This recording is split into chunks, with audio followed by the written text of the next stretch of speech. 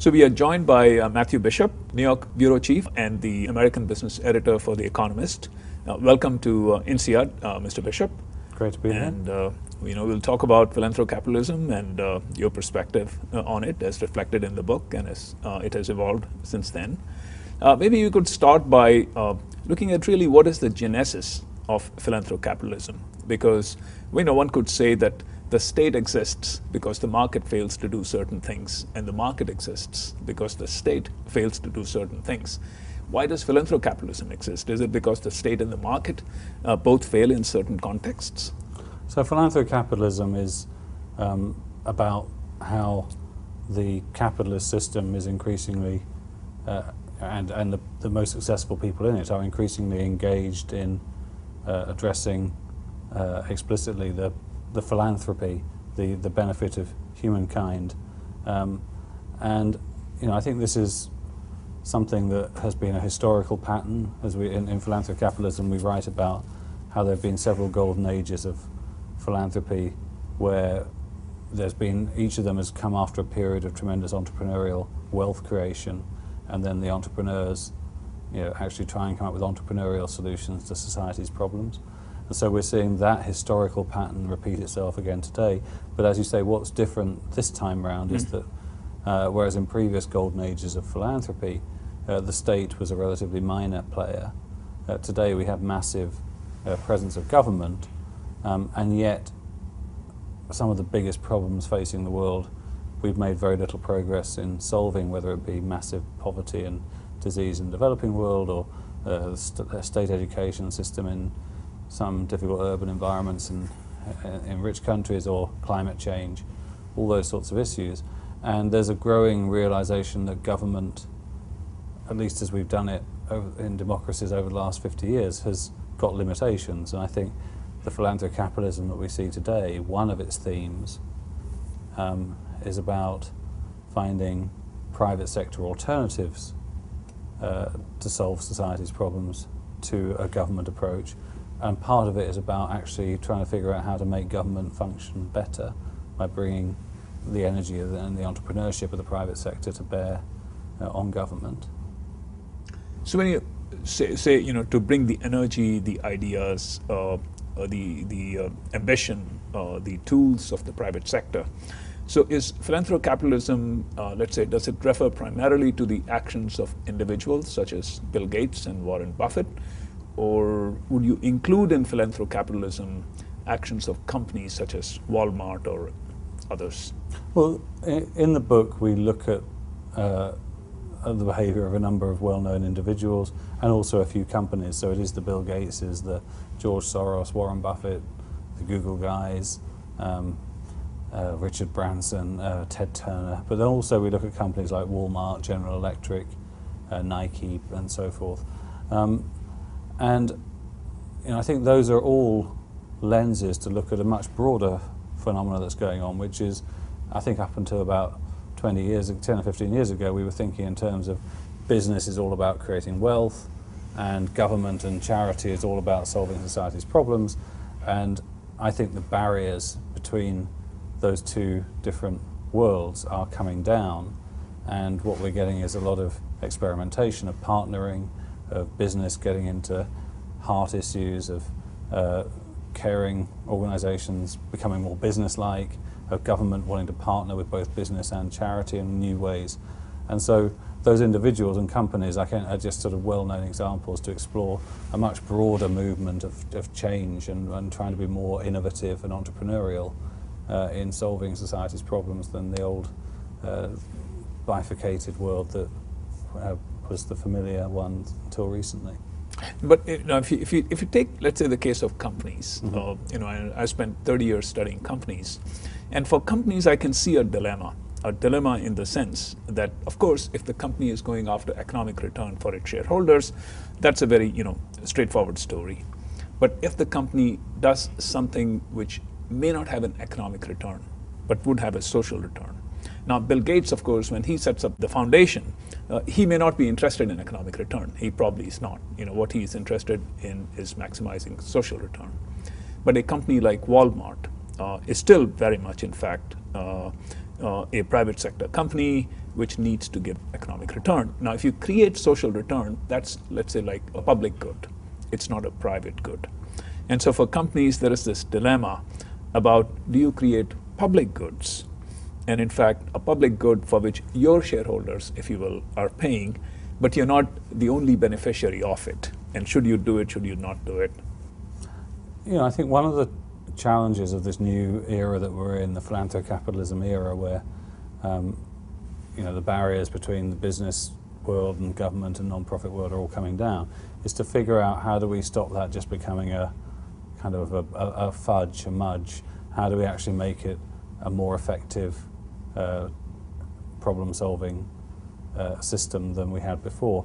And I think that means understanding what the respective roles that business, philanthropy, social entrepreneurship, government can best play, and getting them to focus on what they do best and avoid what they do worst.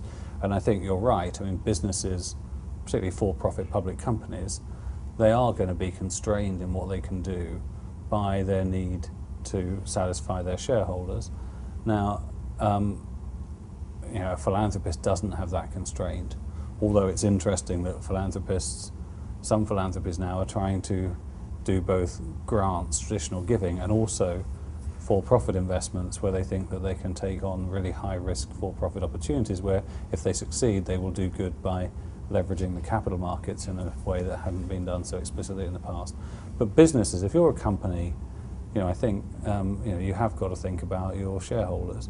Now, what's interesting to me is that 20 years ago, the Milton Friedman view of the world, you know, I think was pretty dominant in boardrooms, and we saw a number of companies, you know, very much focus on short-term profit maximization and get into trouble with the public, and their reputation suffered. So companies like Nike and BP and Shell and Nestle all got, in different ways, really badly beaten up in the public domain. And I think that was the start of a process which got management to start saying, well, maybe we need to think slightly more sophisticatedly about the world we operate in, and to understand the social context of business. Now, I think initially a lot of what happened was more about public relations and damage limitation.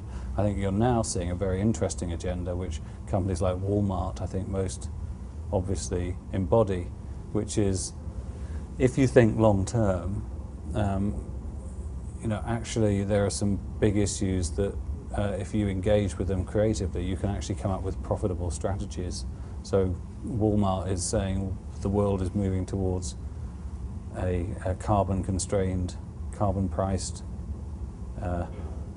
system, and therefore the more we can produce products that are low carbon, that are good for the environment, the more, you know, we're going to be on the right side of history, and that's going to be a very, very profitable strategy in the long run, and it's already being profitable for them. That's right, exactly. And, you know, I think that there's been also the fact that more and more multinational companies realize that they're going to be seeing most of their future profit growth as customers, as their customers are in the developing world, that they are switching from a mentality which is the developing world is where we get cheap labour, to one where this is a world where our future customers are going to be. And I think you're much less likely to want to be known for exploiting people in the labour force when you think that in 10 years' time they may be our most important customers. And so there's a much more constructive view in that world.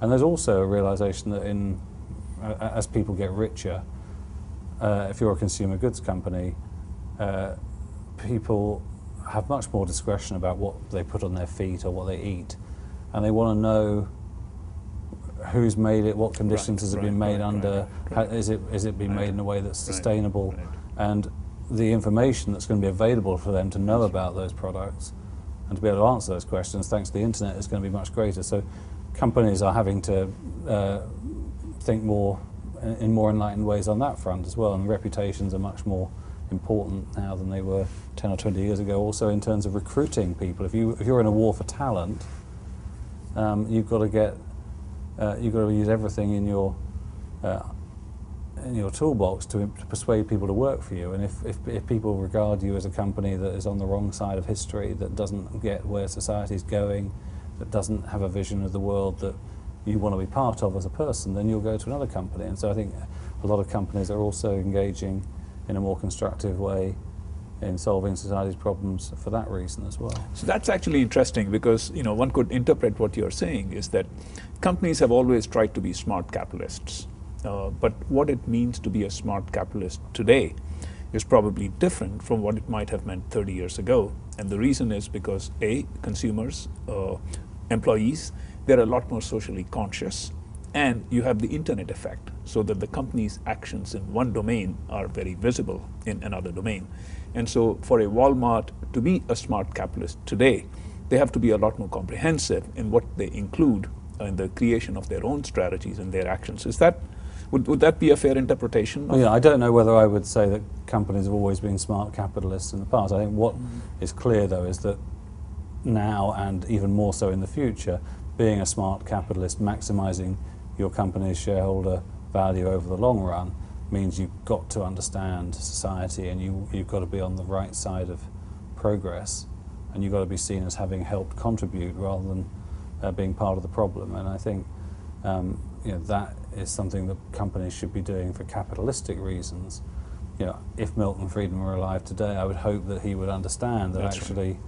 This is something that being successful in business requires you to do, not something that is a diversion from your core mission. Now, clearly, I think a lot of Milton Friedman's original thinking was to try and stop governments imposing lots of social responsibilities on companies, and I think all that I'm saying doesn't address that question. I think he may still have a point, that actually we don't want necessarily governments loading business up with loads of responsibilities, but we do want business actually thinking in an enlightened, self-interested way about the world it operates in. That's right. And also, actually, that one might interpret that given what smart capitalism means today and what it will mean tomorrow, for the reasons that you just talked about, is that this makes the conditions particularly ripe, if you will, for a complementary role between the Bill Gates and George Soros as individuals, and companies, to let's say play a partnership role, almost in the same way that, say, venture capital comes in as private equity, but then of course they hope for the companies to go public, and so there is the public equity market, and they play different roles at different stages in the evolution. And it's an interesting question to ask. Bill Gates has now talked publicly about creative capitalism, about how we need to change how we reward firms in capitalism, that we need to find some system to actually say, yes, this company is playing a better role in society than that competitor, and to somehow make it worth it for those companies to do that. And you wonder whether, had he been starting Microsoft today, would he have had a very different view of his social mission than he had when he started the firm. And you take a company like Google, which was created when it went public with a specific business unit focused on philanthropy, and very much sees using its core competences and its core strategy as a way of doing good in the world. Its corporate motto is do no evil. Also, if you look at the evolution of philanthrocapitalism, at least let's say in the recent decades, that would you say that it has gone through evolutionary phases, almost like one could say philanthrocapitalism 1.0, 2.0, some kind of significant shifts in how the idea of philanthrocapitalism is operationalized? I think so. If you look at, if we say that the dawn of the modern era of big donors was Ted Turner's $1 billion pledge to the United Nations. Yeah, I think it was 1998. Yeah, okay. And he basically made this pledge with no idea as to how it would be implemented. I think he had a view that he'd write a check to the UN for $1 billion and they'd pay off. That would represent the... Did he actually give the money? In the end, they figured out they needed to create a whole set of structures that would, because it turned out it wasn't legal for the UN to accept money from private individuals, so they created an office of partnerships. He created a foundation that was focused around the UN, And a whole set of institutional models have emerged that now every multilateral organisation, the World Bank or whatever, they have their own partnership offices. They look to build different relationships with philanthropists, have a seat at the table. You see something like the Global Fund for AIDS, tuberculosis and malaria that actually gives a formal seat for philanthropists alongside government representatives on the board. So in that level, institutionally things have emerged. I think also you're now seeing what corporations think about as corporate philanthropy is turning into more corporate citizenship and more core strategies around social change. You're seeing philanthropists like Pierre Omidyar simultaneously in the same foundation structure, both giving money away and investing in for-profit missions, and they decide which way to fund an organisation relatively late in the day. What they're more interested in is trying to figure out what mission they're trying to achieve, and then they figure out what's the most effective way of financing that particular project, whether it be for-profit or non-profit. So there's a lot of kind of interesting iterations and evolution going on in philanthrocapitalism for sure. Picking up on the kinds of things that I spend a lot of time studying these days, which is what's happening in China and India and how that's affecting. In your talk today morning, you talked about that Bill Gates anticipates that India may become in the next 5 years the second in terms of size in the philanthrocapitalism domain, and that China may be very close. What's driving the emergence of philanthrocapitalism in India and China? And particularly, I'm very curious about China, because Confucianism is a very different philosophy, if you will, from Hinduism. And also in China, the government at least operates under the premise that the government is effective and the government should be able to take care of the externalities that, if you will, the private sector cannot on its own. Any perspective on that and the spread of philanthrocapitalism in India and China? I think philanthrocapitalism is definitely a global force, and I think partly it's going hand in hand with the fact that there seem to be global trends that are producing these billionaires around the world that many of which are in emerging markets. And I think what organisations like the World Economic Forum do, and even the Forbes list, is where you're comparing a developing country billionaire with Bill Gates. They're on the same list. Increasingly, peer pressure is being applied in a way that, and Gates will go around the world and he'll gather, when he's in India, he'll gather the leading Indian billionaires together and say, let's have a conversation about philanthropy, and because it's Bill Gates, they'll come and sit down. And I think that is creating a lot of peer pressure. I think there is also a fascination in the developing world that, although it's been damaged a bit by the recent problems in the American capitalist system, but the world looks to America as the model of how to do things right. And philanthropy has always been a big part of American capitalism.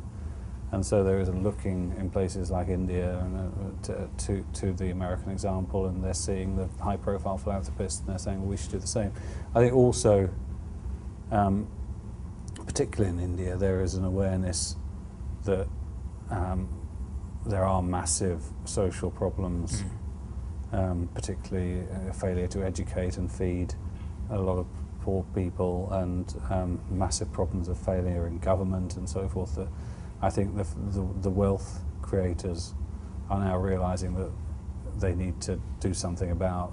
They can't rely on government to fix it because government is so bureaucratic, and that they need to take the initiative, otherwise they're going to have real threats to the Indian growth story. And so that's why they're starting to do some very interesting stuff, and Gates thinks that India will become the second most philanthropic country relatively shortly. China is more interesting because I think, as you say, there is a lot of suspicion by the government of any civil society activity. NGOs. NGOs and so forth. On the other hand, I think there is a realisation that this notion of a harmonious society, that you have got these new wealthy that are potentially behaving in ways that don't fit that harmonious society vision, and that maybe encouraging them to give back is a good thing. I think after the earthquake a couple of years ago, that that was the first time there was a real encouragement by the government for that kind of basic humanitarian giving. Whether they're going to want the sort of structural social change sort of giving that the philanthrocapitalists are associated with, I think that may be a little further off. But you do see people like Jet Li promoting the notion of giving through the cell phone and the internet and so forth, which is for the first time, and is being actively encouraged by the government in China. It's starting to build the roots of a philanthropic culture, and so it'll be interesting to see how that evolves. And partly, I think it'll be a question of, does the Chinese government start to feel overwhelmed by some of these social problems that it faces, and does it see part of the transition to a more democratic structure that may be giving some of the new wealthy leading roles in solving some of these problems, becomes an attractive solution, or whether they actually go in a more egalitarian line and crack down on the rich. And also, it'd probably be very interesting to see that in China, that I think the concept of charity, as like after the Beichuan earthquake, that I think one could imagine that happening very easily, and that's happening already.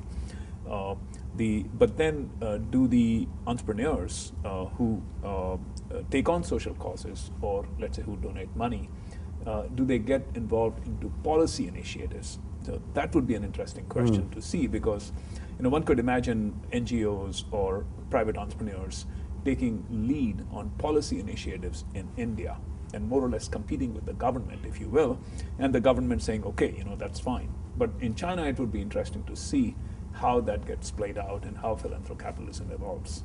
I think it really will. I mean, it does go to the heart of what kind of society China is going to be over the next 20 years, which I think is one of the huge questions facing the world. Is China going to be able to move to a more inclusive, democratic-like society, or is it going to go down some other route, a more authoritarian route, and what does that say about the sustainability of its own growth story? And so, and I personally think if they can find a way to bring philanthrocapitalism in, that it will help them build a more sustainable capitalism than they have at the moment. But it remains to be seen if they will share my view of the world. Last question. What about any perspective on philanthrocapitalism in Russia? Well, I think that's another big, economy with a lot of billionaires. So at the end of the philanthrocapitalism, we tried in our last chapter to say, how should the rest of us judge billionaires? What's the good billionaire guide? And we set out 4 criteria for judging them. And the first is that they should make their money in a non-exploitative way. The second is that they should pay a decent amount of taxes. The third is that they should give more of their income and wealth away than people on lesser income and wealth.